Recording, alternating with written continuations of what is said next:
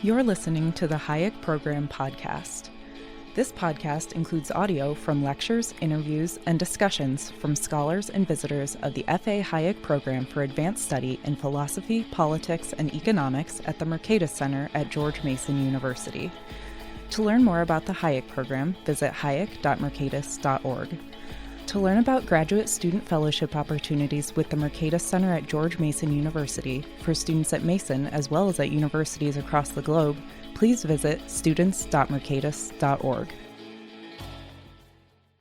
Good afternoon. I hope you guys have been enjoying the sessions. It sounds like there's a lot of good, robust conversation, which I'm pretty excited about. It is my honor to introduce to you our next keynote speaker, Dr. Nava Ashraf. Nava Ashraf is a professor of economics at the London School of Economics and Political Science, where she is also the co-director of the Psychology and Economics program at Stickert, and the founder and director of the Altruistic Capital Lab. Her work has been published in the American Economic Review, the Journal of Political Economy, Econometrica, and the Journal of Economic Behavior and Organization, among many other academic outlets. Ashraf's research combines psychology and economics using both lab and field experiments to test insights from behavioral economics in the context of global development, particularly digging into health and educational services. She also explores intrahousehold decision-making and gender norms in the areas of finance, fertility, and labor force participation. Her work examines thorny questions like the role of trust and power dynamics in institutions, how flourishing takes place, and the importance of imagination and creativity in human flourishing. It's a pleasure to have you here. Please come join us, Dr. Ashraf.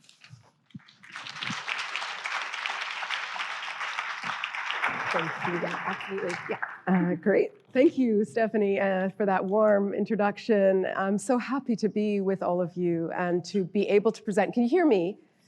Okay.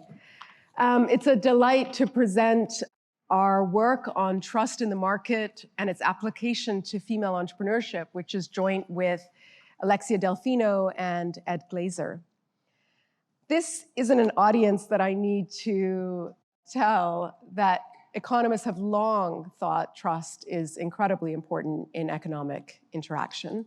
Here's a quote from Ken Arrow, that virtually every commercial transaction has within itself an element of trust. Certainly any transaction conducted over a period of time.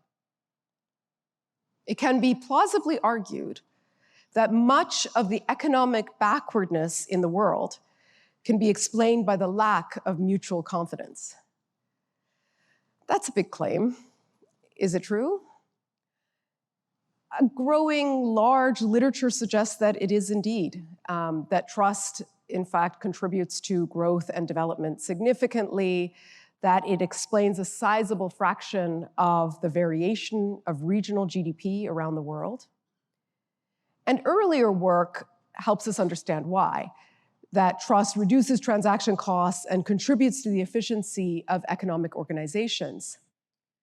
This might be particularly the case in industries and areas where economic transactions take the form of repeated long-term trade and partnerships and collaboration.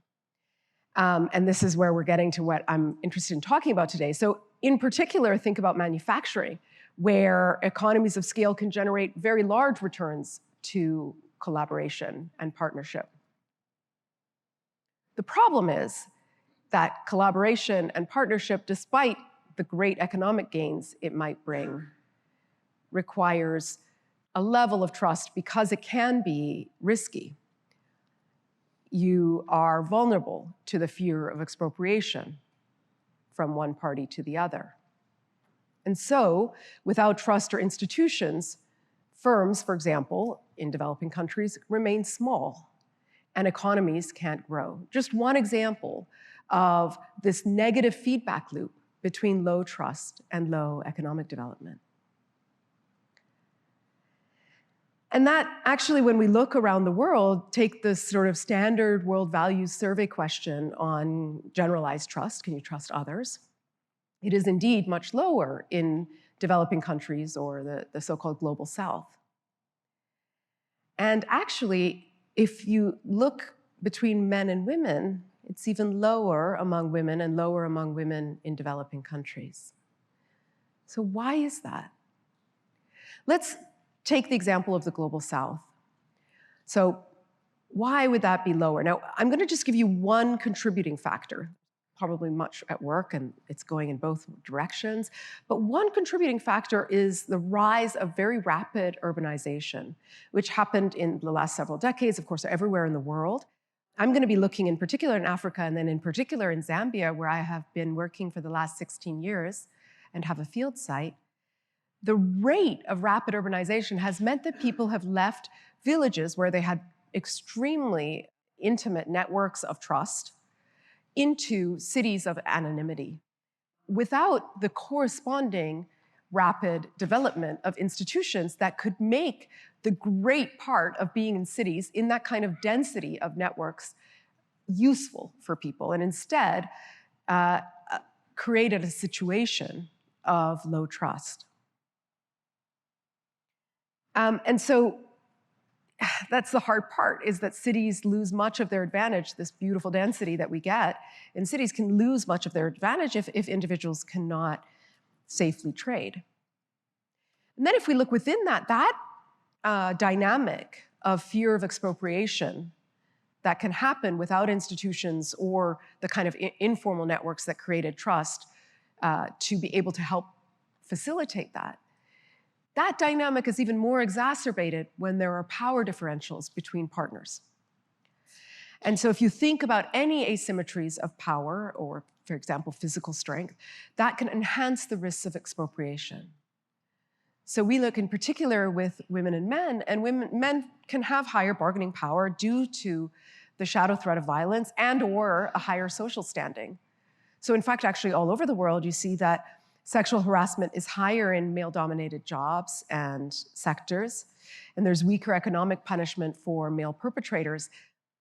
That's just some evidence that you can have a situation where men may have greater bargaining power, and that may then create a corresponding situation where there's a fear of expropriation. And that's the challenging part, is that trust is hard to build with these kinds of asymmetries of power between economic partners. And if you don't have corresponding institutions and rule of law to help create that trust, then that means that this type of, for example, intergender collaboration, which could create great economic gains, won't happen. And that's at a loss of economic efficiency. So just to give you one example, I mean, there's two things that I think trust does in this space of economic partnership. The first is that it determines the feasible contracting space, right? So, and we'll talk about this in just a second, that actually where you can get towards the frontier is determined by the trust you have between partners. Trust and or institutions can actually decide on the second front which of the contracts is actually enforceable and enforced. So to give you an example of how this might work, imagine just two partners that are wanting to get together for trade or collaboration, and you've got an efficient frontier. And in order to get to the efficient frontier, each partner has to, in some way, reveal to the other what is low cost for them and high value. And similarly with the other. Otherwise, you can't find the joint gains, right? And this is what I spent many years teaching MBA's negotiation at HBS, and this is what we call the negotiator's dilemma. That actually, it's in order to get to the efficient frontier, you need to risk the possibility of revealing something that is then going to make you vulnerable to expropriation. And so what you then might do is, for example, just not get to the frontier, because you really can't afford to risk, because whatever you reveal in terms of, for example, what's low cost to you, that may determine where you are on the frontier. That will determine the distribution of resources, not just how you get to the frontier. And in order for you not to do that, you'll actually not reveal everything, and then you'll only get partway to the frontier. That's a loss for everyone. Or even if you get to the frontier, if you have any fear that that contract may not be enforced, even if you don't have the large bargaining power but you get to the frontier, the fact that that contract is not enforceable in your environment means that the actual proportion you get out of that contract is even less. And so we study this within the context of female entrepreneurship to be able to understand a few of the puzzles that we've seen around the world in the data, but in particular, really embedding ourselves in the environment of Zambia and female entrepreneurs in Africa. But I hope that we can talk more broadly about how this impacts many occasions for partnership and collaboration.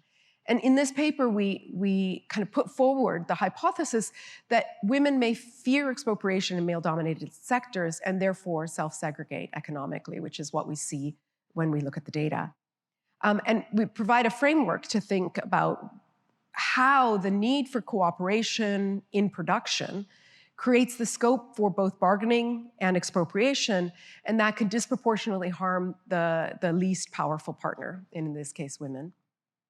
And then I'll provide you some evidence on gender gaps in entrepreneurship and the role of institutions around the world. This is going to be mainly correlational. And then we'll dive deep within Zambia and be able to provide some experimental variation where exogenously we're able to improve the quality of institutions and enforceability to see what the effects might be on collaboration and trust. Okay, so to give you why we study female entrepreneurship in more general terms, why this application. So worldwide, we know that entrepreneurship is male-dominated. Only 1 in 3 entrepreneurs are women. And not only is entering into entrepreneurship male-dominated, so are its most profitable sectors. So in Africa, for example, women entrepreneurs self-select into low-profit industries such as food services, retail, cosmetic salons. And firms in female-dominated industries, this is a global review, are on average 56% smaller than those in male-dominated industries. So in this global review, you can see, and this is in DRC, you can see that the choice of industry explains 1/4 of the gender gaps in profits, which is, again, one of these puzzles, like why, even when you give credit to women, are they not able to grow as much or have the same level of profits as male firms? We look within manufacturing, where there's really important economies of scale.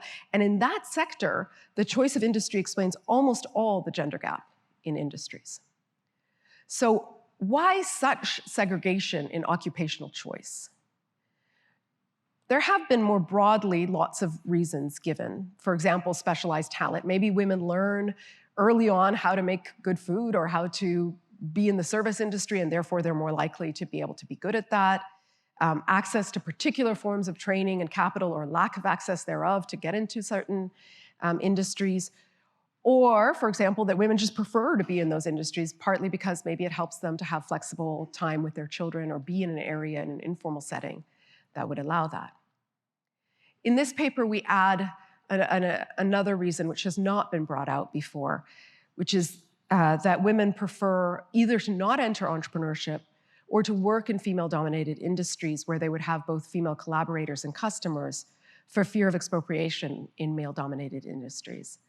Now, what's not in the paper, but I can share with you all because I know that people here are coming from a broad variety of backgrounds and there's a great appreciation for qualitative work, is that this hypothesis came out of an extensive period of time of informal qualitative work with focus groups and interviews with female entrepreneurs in Zambia. And they're the ones who told us that this was really at work in their decision-making. And so this is why we wanted to actually test to what extent this might be determining the gender gaps in profits that we see, the segregation in industrial choice, et cetera. So just to give you a little bit of motivation before I give you the framework, just looking broadly internationally, and thinking this is from the World Justice Project, the Enforcing Contract Score everywhere in the world. On the x-axis and on the y-axis is female-owned businesses. This is just in which countries do women tend to enter entrepreneurship more and become bosses? And you can see that it's quite low everywhere, but there's a huge amount of variation around the world, right? So this is just one reason what might be driving that variation, just correlational. We'll get more causal soon. But just as way of motivation, you can see that there's a very strong positive correlation with the ability to enforce contracts. And so let me turn to our framework to give you a reason why that might be the case. And it's a very simple setup. Think about 4 stages. And we take a female entrepreneur, and we're going to really use basically our case studies from our qualitative work. That there's a female entrepreneur, imagine a tailor, where many women and men enter entrepreneurship, receives an opportunity to produce a product. So actually she gets a very large order of school uniforms. But in order to actually meet the demands of the client, she has to recruit a partner. And that is randomly drawn. So think of being in a market and needing to get someone who just has the capacity to do it as soon as possible because you have to meet this order. And if they partner, now they agree on a share, S, of the product value for P. And there's no renegotiation at this stage. So that's the first stage, is just the decision of what share they will get. And then in the second stage, the partner decides whether to work or shirk. In the third stage, the female entrepreneur learns whether the partners breached or fulfilled the agreement. And then at the fourth stage, either the partner or the entrepreneur can take the other to an adjudicator, so a court, a local ruler, etc. And this is an adaptation, extension of Burr et al. Okay, so if you take those four stages, there's two stages in which the power disadvantage, or the female disadvantage here, come really to the fore. The first is the first stage, right? So if the other partner, and in this case the man, has more bargaining power, he receives a greater share of the surplus.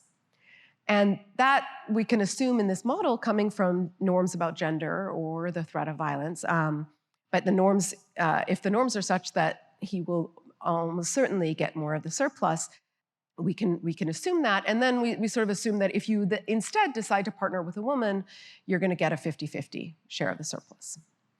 But the other stage in which there could be a disadvantage for women is at the fourth stage of enforcement, where institutional bias could cause the problem. And that's not the case if the facts are perfectly clear and the contract is perfectly clear, but when facts are disputable, and this is based on other evidence, adjudicators can favor men.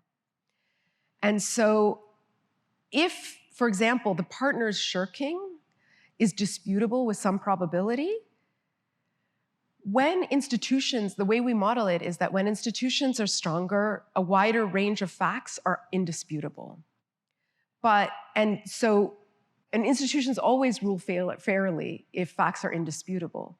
But if they're at all disputable, then local bias can enter institutions. And that can create another source of disadvantage. And so obviously, a central point of the model is that institutions operate amidst deeper and more permanent societal features.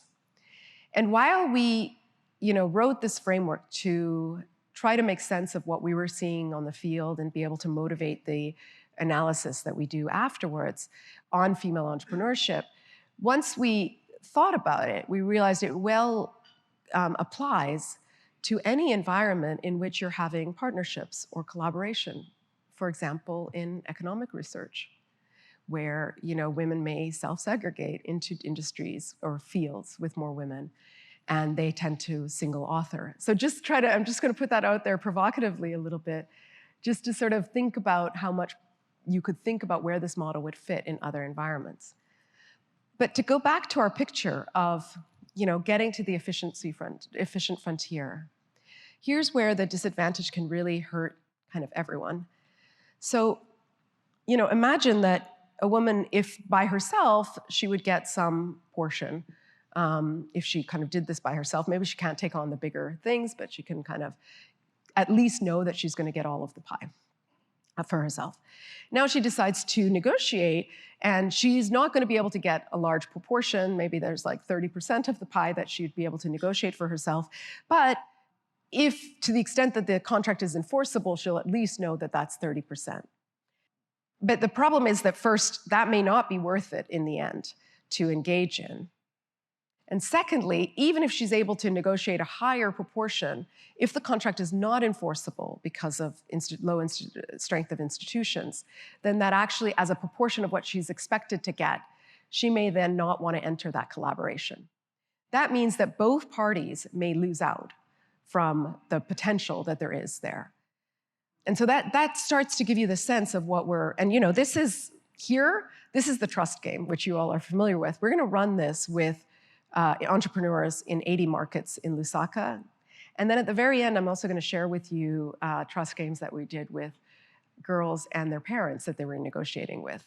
So in a very different setting to think about bargaining power and enforcement of norms. Okay, so the prediction is that there would be an incentive for women to partner with other women in order to avoid expropriation, and that women would concentrate into industries that allow cooperation with each other. And that what we see in terms of gender gaps in earnings and partnerships are mitigated in places with lower bargaining power for men and stronger institutions, or stronger institutions in both. So just as a kind of first take, we take this to the cross-country data, and you can see that if you look, so the y-axis now is enforcing contracts, and the x-axis is discrimination in the family, so basically a measure of gender norms. And what you see is that in places where discrimination and gender norms are very strong, you get about 30% female entrepreneurship. In places where gender norms are very biased against women, however, there is strong contract enforcement, you get an increase in the amount of female entrepreneurship. But correspondingly, where enforcing contracts is low, but discrimination is also low, you can get an increase. And then the best is sort of if you have both. Okay, so this is just kind of amusing to be able to look across countries and be able to see these patterns. Now we're going to really turn to trying to see this within microdata and see what we find. So we're going to look in Zambia, where there's a high level of gender discrimination. So in the World Values Survey, 68% of respondents said that it's justifiable for men to beat their wives in some circumstances. Justice is biased against women, so it has one of the lowest scores in the World Justice Project's overall index of gender equality in sub-Saharan Africa. And it has low trust, so it's one of the lowest in sub-Saharan Africa, especially in growing urban areas. And we're going to be looking particularly in Lusaka, which is actually sub-Saharan Africa's fastest growing city. So it's not a surprise that trust is low. And what we do is actually a somewhat ambitious idea we had, because we really wanted to see where are all the firms everywhere. And that's what you're going to see here is actually our geocode of every single firm that we could find. So we did a census of all the entrepreneurs in all of Lusaka, which is 48,000 businesses in total. And we got the industry and size for them. And like any typical city in sub-Saharan Africa, most firms are in retailing, and 98% have less than 20 employees. And then we did a kind of shorter survey with manufacturing firms, because we thought if you're going to see the gains from partnership anywhere, it would be in manufacturing. Those would be firms with less than 20 employees, about a 60% response rate. And in that, we were able to get the owner's gender and other demographics, sales and business history, to look at trust, both generalized as well as in neighbors and in strangers.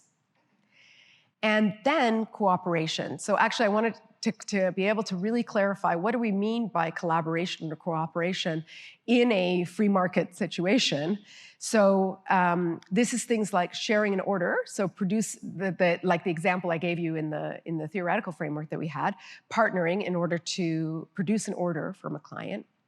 Joint buying, making joint orders of materials from suppliers so that you can get a lower price if you go in together. Lending, borrowing. This is actually really important in manufacturing because you need machines, and it's very hard. So you want to be able to take a piece of somebody's machine for a while, but you need a little bit of trust to be able to give people their machine. Material, other assets, and advice. So asking advice from other firms. These are really activities that allow firms to overcome scale constraints, because there's this really big puzzle also about why firms in developing countries don't grow. And you could either try to grow within a firm or try to have these sort of clusters. And when we would talk to individuals, they would say, well, I trust my family, but that only goes so far in terms of the amount of growth. So these are really activities that have very high economic returns, but really require trust to be able to engage in. And here's what we find in terms of the gender gaps. So 75% of women work in apparel, 18% work in food manufacturing. So all of these are in the manufacturing sector. So they are concentrating in the least profitable sectors in manufacturing. Women have lower sales than men. So for example, like in a good week, That's $226 for men versus $130 for women. And they are much smaller than men's. So men have, on average, 1.052 employees, and women have 0.68. So this is, in a world in which most people are in some form of, this is self-employment, and they're usually one-person firms, it's really great if you can get to 5 people and get to more. The other things that are kind of interesting and were surprising to us is that the two genders learn their trade differently. So 75% of men learn their trade from other entrepreneurs or from family versus 40% of women. So women tend to learn their trade more from going to courses, for example, than from other people. And as we might have expected, women trust others less than men. So on the question of can most people be trusted, that's 10% of men versus 4% of women. And that is evidence, that evidence in Zambia is aligned with work that many others have found in many countries otherwise. We also find that this kind of cooperation measured by joint buying, lending, advice, sharing orders is much lower among women than men. And so we also average that. We find that it is much lower. Importantly, actually, this kind of cooperation, this was also a nice, for those of you who do trust games, it's wonderful to know that the World Value Survey measure is correlated with how people play the game. And in here, it was kind of edifying to learn that the cooperation measures are highly correlated with how people answer the World Value Survey question on trust. It's also highly correlated with sales, which is not surprising. So again, this is just one example of the many kind of interviews and focus groups that give us some sense of what's going on in this sort of background of this mechanism. So this is, for example, a female tailor located just outside of City Market. And the date tells you how long we've been doing this. I had some big contracts for hotel uniforms in the past, around 50 to 100 pieces. I was working with some man. I was going back in the morning to check his work, and he would always be at the same point. That's because men start doing their own jobs when you're not there. Men steal and run away. They drink a lot. It's a challenge with men. I don't like working with them. This doesn't mean all men. It doesn't mean, but it just is kind of the risk of undertaking this, given people's experiences, has been so high that it's hard then to engage in it, even though you could have these strong economic returns. So then we ask, what can we do about it? Because that just seems like a tragic ending for everyone. And so we ask what institutions could actually help. And we look at 3 institutions that are in the local environment. The first is market chiefs. The second is small claims courts. And the third is police. And here's the map of all of the firms in Lusaka and where everything is based. So you can see that, so we look at 80 markets within the city of Lusaka, and each of them have a market chief. The market chiefs they can be either elected or appointed, but they're meant for dispute resolution among the marketeers. That's their role. And you can see that they're in every market. The police stations are pretty widespread. The small claims court is right there in the middle. It was actually meant precisely for people who have very small needs, where they might worry that someone ran away with their money or didn't do their work or whatever. But as you'll see, it turned out when we did our first analysis that only 10% of people had heard about the small claims court, even though it had been there for many years. And then later we went back and we learned that they actually don't trust the small claims court. They thought it was the same as this other court that they had been engaged with. And so now, as I'll share with you at the very end, we're doing some work on that front.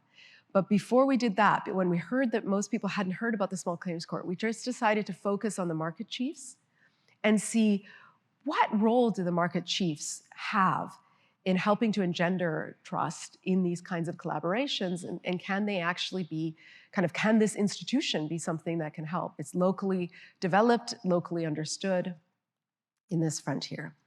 So just to give you a sense, 59%, this is like a standard market. Anyone who's been to a city in Africa is familiar with this.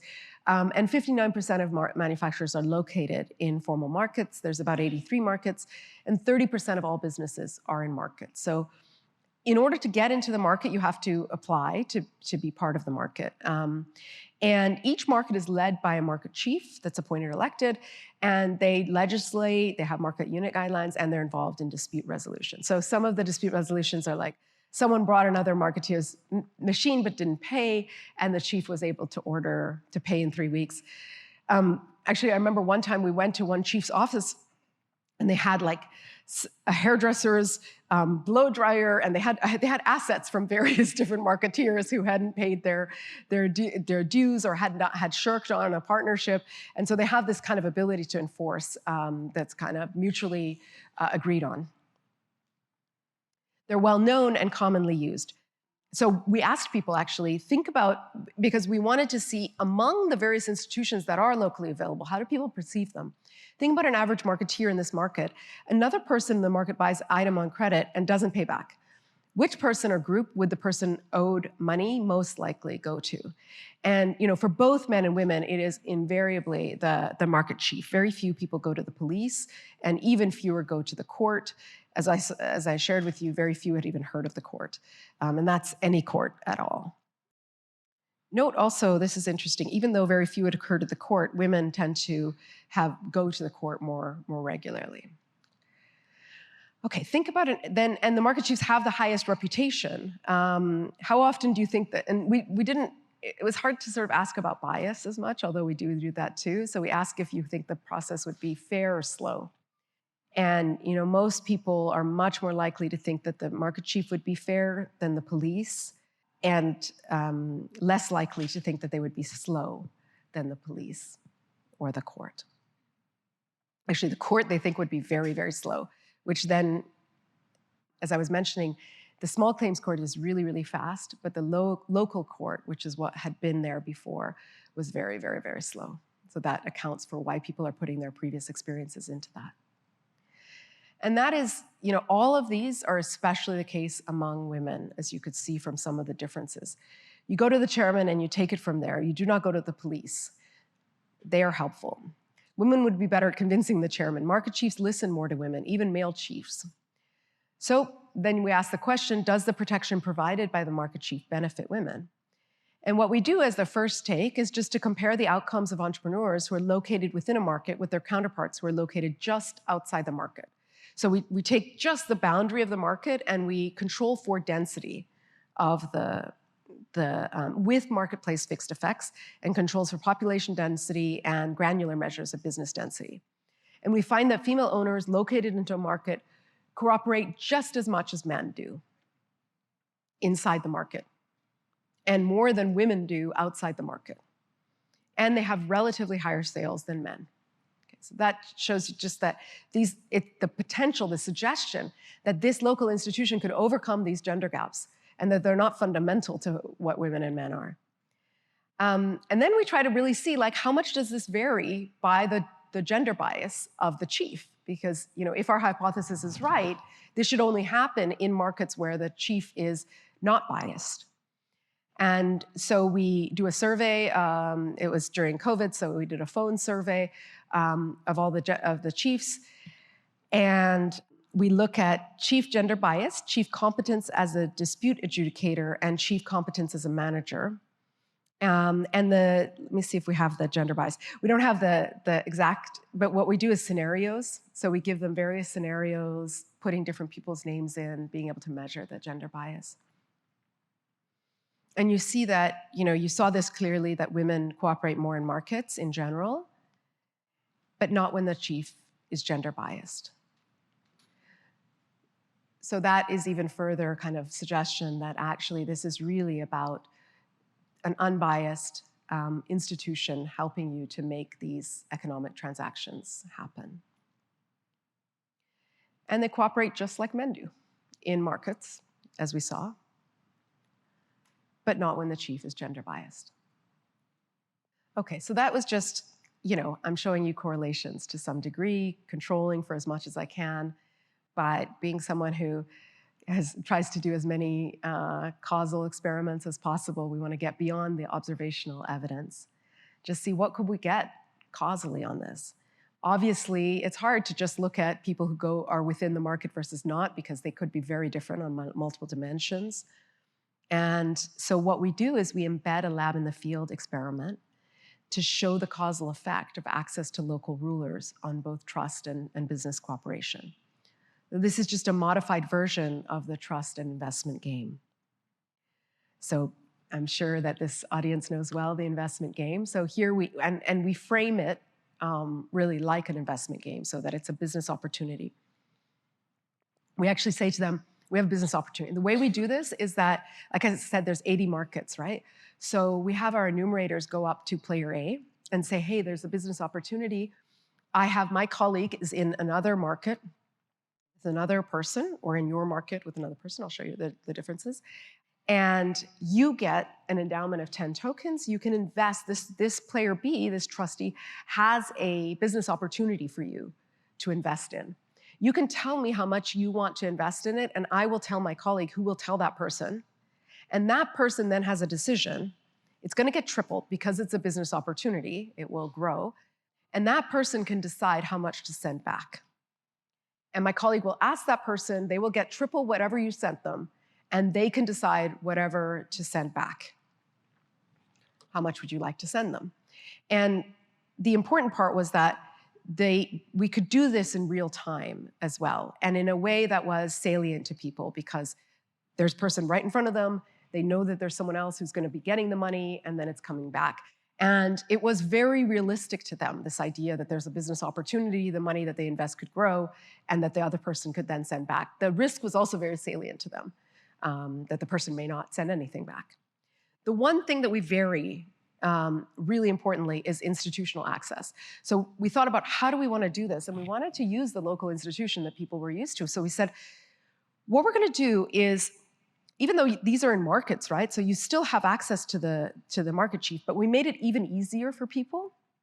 So it varied in the trust game whether the investor can appeal to a local institution if he or she thinks that the amount sent back by the trustee is not fair. And whatever that is for you. So we sort of said that. And that would give us the causal impact of institutions on business-related trust. And we tried to do that in a way that was as unbiased as possible. And let me share with you how we kind of tried to work out the details to make sure that that was the case. So I'm not going to share with you the small claims court thing because I'll tell you at that end. So about 480 entrepreneurs, 16 marketplaces located inside and within 500 meters of the market. The randomization was within markets, and it was stratified by gender and business location. Crucially here, it was anonymous play. So the gender was unknown to both sides. And there was 2 rounds for each player, switching roles and partners, and they know that they'll play once with each partner. And this was the complaint practice. We designed it such that it was very common, like the way that we asked people, how would you usually go and complain to the chief? So what we said is, if you think that the number of tokens sent back by player B is not fair, you can ask us to call the chief on your behalf to decide how many tokens each of you should get. The chief's ruling is based only on your choices and the choices of player B, and we will tell you their decision accordingly. The chief doesn't know anything about you and the other player, only your choices. The reason we did that is we wanted to anonymize, because as you saw, there is variation in gender bias among the chiefs, and we wanted to be able to do this in all the markets. So this was our way of basically debiasing all the other chiefs that may not, if they had known who this was or that it was a woman, they may have been more biased or less biased. So we wanted to just basically see what happens when you kind of debias the institution fully. And we go to the chiefs. Each chief we made a collaboration with. We said, we're doing this study, and we actually would bring them the complaints, and they would get the rulings, and we would get the rulings in real time. So obviously, it's different from real-life disputes because we're able to guarantee the unbiasedness of the institutions through anonymity.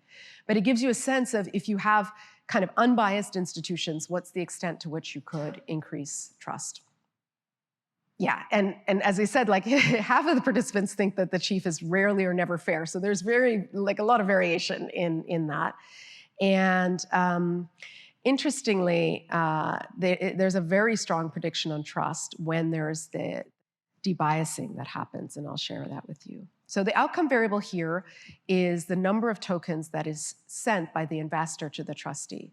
And this, in a sense, like in the diagram I showed you of getting to the efficient frontier, as you well know, like the efficient frontier, if you had full trust, is sending all 10 tokens, right? Because that gives 30 for the whole pie. And ideally, you would, trust the other person to give you 15, and you end up with 5 more than you started with. That's full trust. If you have zero trust, you would send nothing. Okay? And usually what we find in trust games is something in the middle.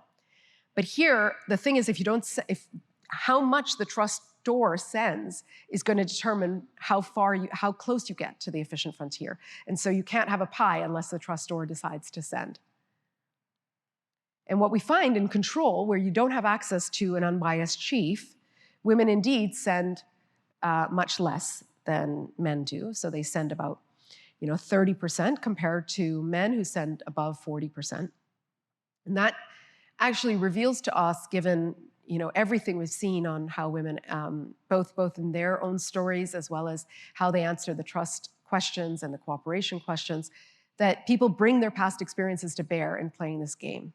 It's yet another example of how playing these lab in the field experiments can really help us understand people's experiences in a more aggregate way.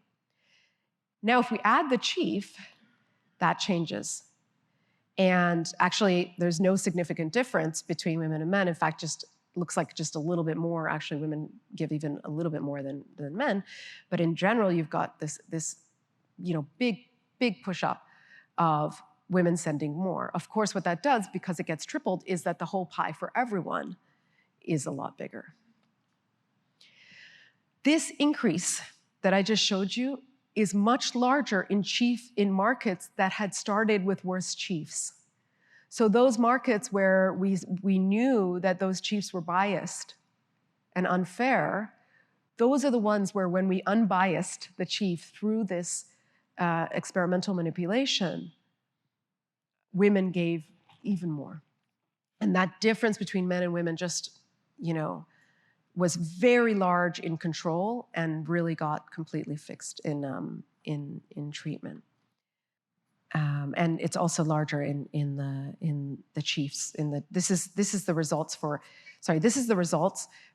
if the chief is not usually or always slow, or if he's fair in general. Okay, so not about gender bias overall, but in general, you can see that in control it's a significant difference. But in the gender bias, it's even larger. And the difference becomes a lot in the biased examples. So this is just female investors and how they behave in the two kinds of markets. So what we learn is that access to the chief's ruling, in particular to an unbiased chief's ruling, significantly decreases extremely low return ratios. So what I want to stress is we already saw that it helps women give more. Now, what's going on? We look at what is happening on the trustee side. And what we see is that if you look at the distribution of trustees sending back, the ones that are sending back very, very, very little, they're just gone once you have an unbiased chief.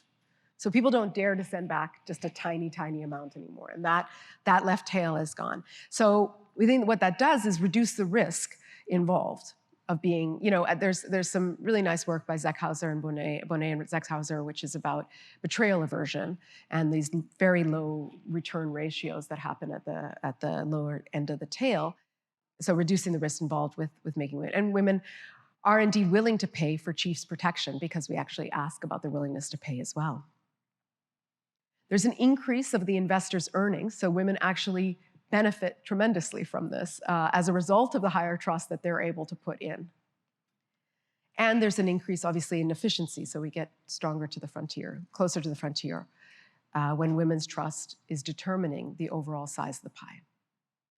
So then we ask whether other institutions can help. And this is just work in progress. I've just spent a bunch of time in the field trying to understand this. So as I mentioned, this is market chiefs. They're biased and unbiased. We tried to sort of experimentally make them unbiased. But the big elephant in the room is that actually the Zambian government and the Ministry of Justice had created the small claims court precisely for the most vulnerable, the ones who have the least money, to be able to have access to justice.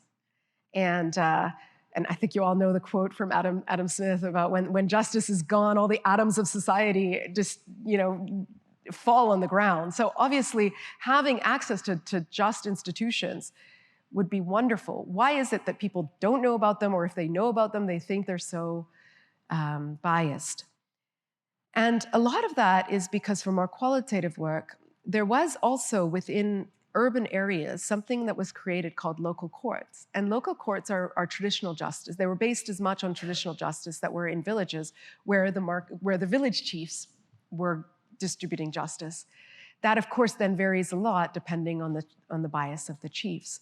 In the local courts, there were a lot of stories of potential for bias, but also just it's a public trial, and that then made women very uncomfortable about going there and providing that. You need sometimes a lawyer. It can take a really long time.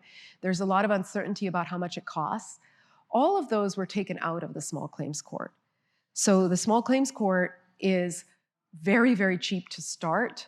You don't need a lawyer. You can speak in your local language. And so what we're wanting to do is to randomize, and we're just in trials for this, to randomize the dissemination of information and investigate how it changes the preferences for business collaborators. But of course, just randomizing information about the small claims court, given what I've just told you about people's priors, is not going to be sufficient. So what we did was actually create videos of people who are from these areas, who are from, for example, low socioeconomic status, women, et cetera, going to the small claims court, and conversations with the clerk at the small claims court about what's really involved in terms of money, for example, and at each stage. So really creating the full transparency. And I also made sure that every surveyor who was going to give this information themselves had gone to the small claims court and actually had their own experience, so that they could truthfully say, I've gone there, and actually you don't need to bring a lawyer. You don't need to have this much money. This is how much it costs. You can, so basically, essentially creating that trust in the institution.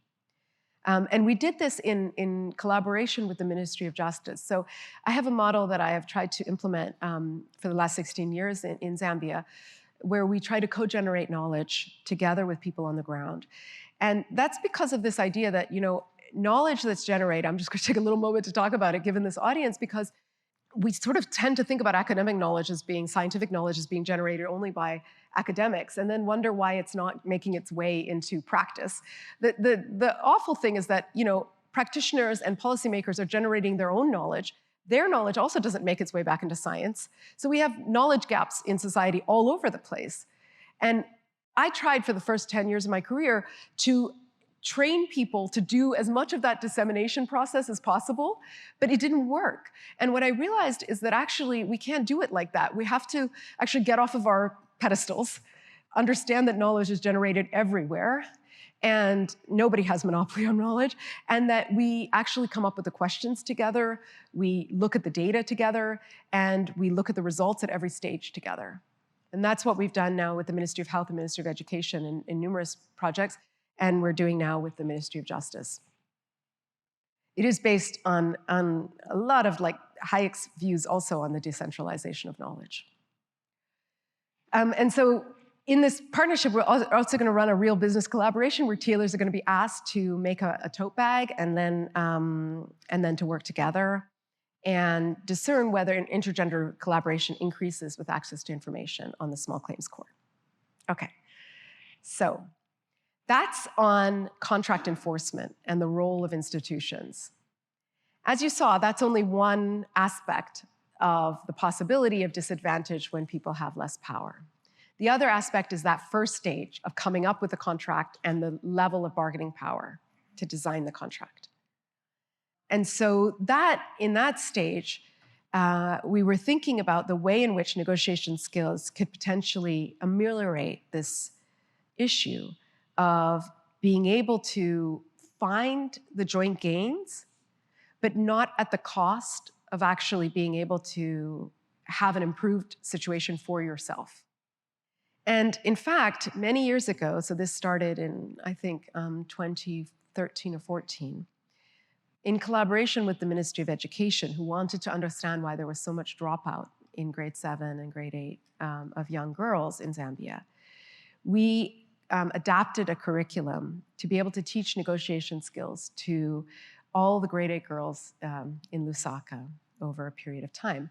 And this was, as I mentioned, this was the time when I was teaching negotiation skills to MBAs, and I was also working in the field in Zambia, and I thought, my gosh, like, here we've got the people who are using it for commercial transactions, that's wonderful, but what would it mean for people who have basically the least power? I can't really imagine less power than a 12-year-old girl in Zambia in all of her interactions.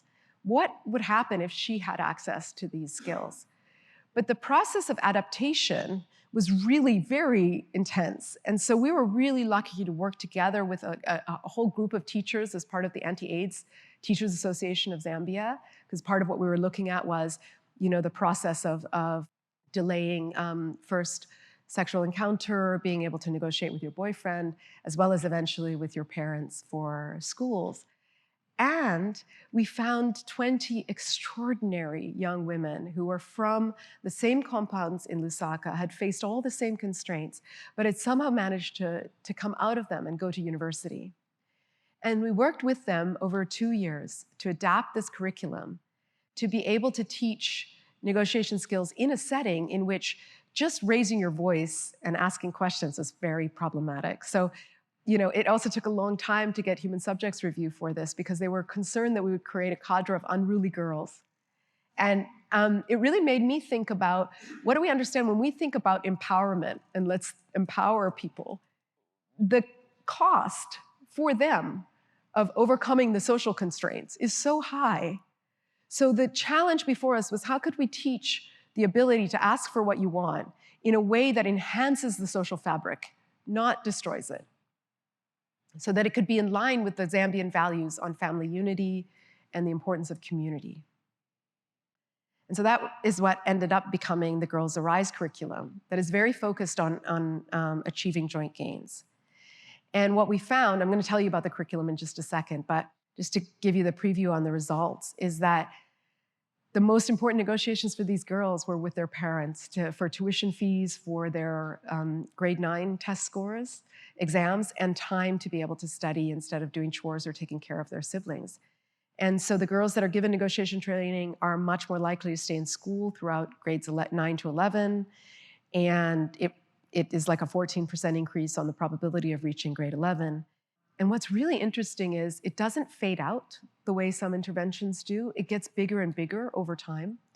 And I think part of that is that it's a skill you learn. And in fact, the girls had started learning it with their siblings. Like, hey, could you take care of this while I take care of this? That kind of intertemporal trades that you can make. And then they start with more and more high stakes negotiations. And so the skill improved, but then also potentially it put them on a different track as they started early on. And in fact, it allowed them to go into these higher quality schools. That means they would go into more science areas, for example. Now, these young women that were trained in grade 8 are now in their early 20s. And so what we'd like to do is to evaluate the long-term outcomes, or medium-run outcomes of the negotiation training, so that we could look at both within the household and especially in the labor market, given what I just shared with you, does this then allow them to go into male-dominated sectors, for example? What does it mean about their first job and their wages in their first job, et cetera? So let me just quickly share with you what the curriculum, in the end, that process of adaptation, what it involved. And what we did was say, look, sometimes you will need to walk away. And you have to think about what your walkaway value is. That could be when you are, for example, wanting to go to the market and buy something, and the person says to you, yes, you could buy this, but I need to have a trade in between, and I would like you to go out on a date with me, for example, and you have no interest in going out on a date with this older man. That's when you walk away. So there's no negotiation to be had there. You just walk away. But with some people, like, for example, with a boyfriend or with your parents, you may want to have a longer-term relationship. So how do you then decide if you're going to stay there? What do you want to do? So the first step is me. And that means you have to decide not only what your position is, but what your interests are. And that's very hard to do. You have to really know what you really want in your heart. And so let's take an example, which is what a lot of girls faced, which is that they wanted to be able to stay in school and have time to study, but their mom needed them to take care of their siblings and the chores in the house while she went to the marketplace to work. And so, okay, your position is you would like to go to school and be able to do the studying that you need for your exams. What are the interests underneath your positions? They are to be able to get good schooling, to be able to make a lot of money when you go out, to be able to return that money to your family, to be able to marry someone who also is educated. And in Zambia, there is a bride price, which increases with education, which is a wonderful part of the market potentially. And so we also say, look, and that can actually give an incentive to parents to educate girls. And then those are your interests.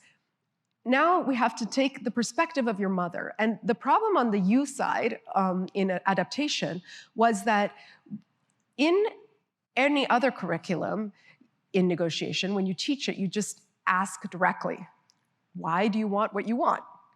In Zambia, if you do that, it's very rude, especially if you're a young girl. So you can't do that. So we say step to their side. And that's why you see find the good, choose the approach, discover their interests. Again, remember what we're trying to do is build the social fabric, enhance the social fabric, while each person asks for what they want. And so finding the good is your mom actually is thinking about you as well. So she's actually trying to make money for the whole family to have food, and she's trying to take care of all your siblings. And she also cares about you going to school and maybe being able to help the family later on. She wants you to get a good bride price. These are all and these are your common interests too. So you can think about where they at last. Now there's going to be some that are not the same, and that's where you have to be creative. And so the creative solutions part was really about finding these really high value intertemporal trades. So what is low cost for you, high value for the other person? So for example, there were cases where, and actually we'll see this, is that girls would do all of their chores on the weekends. So in fact, we find that parents report girls doing more chores than they were doing before. They're just doing them on the weekends. Or they would go off and be able to sell other things in the marketplace during their breaks and be able to. And then what we do is, because we were so concerned in particular about backlash effects of girls asking for what they want, in the middle, before we even looked at the sort of effects on the educational outcomes, we brought all the parents and the girls together to play trust games in the school with their guardians. And in the trust games, we looked at the girls who had been taught negotiation skills, and we added a communication condition. Now, as you probably know, in the literature on trust and trust games, if you add communication, that's considered cheap talk, right? Because how are you going to really be able to tell me that you're going to be able to send money back? And so what we thought we'd see is, okay, if the girls were getting backlash in their families, where she'd become kind of a girl who was just asking for what she wanted all the time, then in this trust game, and if she was able to communicate, in fact, there would be a little bit of backlash, and the mother wouldn't give her what she needed. Okay, so what had happened in this case was that the guardian was given the tokens, and the girl, in the communication condition, could ask the mother to send her some and to say that she would send some back. And what you see is here's the efficiency frontier, just like I showed you in the theoretical one. This is the real one using the actual token sent and returned for girls and their guardians. And you see that in the negotiation treatment, when given the opportunity to communicate, the girls had learned how to be able to engender the trust, and they got closer to the frontier in the case with communication. What's really interesting about these graphs is not only did they get closer to the frontier, but they also got more for themselves. So getting closer to the frontier did not come at the risk of getting less for themselves. In fact, they were able to do both. And it allowed households to find less costly ways. They really did find these joint gains. And this didn't come at the expense of other siblings, for example. Also, parents report that girls are more likely to be respectful and less likely to be rude. And that has to do with the thing that we said about choosing their approach. So as one girl said, she put on her chitenge, which is a marker of respect, knelt before them, and she chose her approach with respect. And she said she really wanted to go back to school. They knew, and so that's how they decided to sell chickens in the market over the school holiday, and she could use the money for her school fees. And again, that's little bits of trust that built up over time to create this kind of trade that allowed both sides to have their interests met. And so as I mentioned, our hope is to be able to look at now, as these girls are entering their adulthood, what happens in sort of all the other areas of their life, and in particular with labor market and entrepreneurship. So basically it's all in Lusaka, so we can link it with the markets that are involved and be able to see that. Because as you see, then it'll help us to see what is the importance of bargaining power for getting to the frontier and where you get on the frontier, and what's the importance of institutions. And we can have a condition where we see both and look at, do both together give us infinitely more? Not infinitely, but some degree of calibration more. So just to step back in terms of what we're learning, that vulnerability to expropriation overall may limit market exchanges, as well as creative or entrepreneurial partnerships. And you can think of probably many other applications. In Lusaka, we find substantial gender gaps in trust and business collaboration. Proximity to a local institution mitigates this trust, and to look for more causal evidence, we do an adapted trust game, investment game, where access to an unbiased local ruler significantly increases women's trusting behavior. And that, in turn, increases the joint surplus that both partners are able to receive, increasing economic gains for the market overall. So improving institutions, this gives you kind of evidence at a very micro level. While we have a lot of macro evidence on the importance of institutions, this is really micro level evidence that improving institutions can particularly allow groups that have weak power, who fear exploitation, to reap the benefits of urban trade and real full participation in economic markets. And that could lead to productive entrepreneurial growth and gains for all. Thank you. Thank you very much.